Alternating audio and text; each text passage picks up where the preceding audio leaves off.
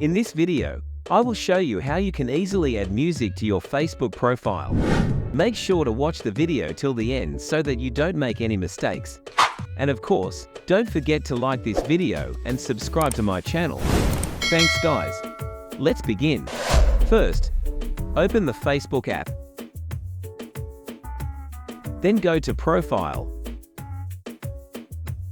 Scroll down. You can see the About option there. Click there. Then scroll down until you see the Music option.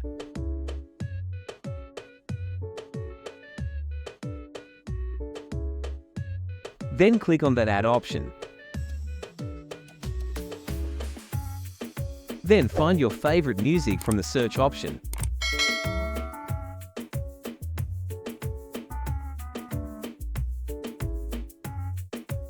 Then click on the three dot to show the music on your profile. And tap on Pin option. Your favorite music has been added to your Facebook account. Thanks for watching, everyone.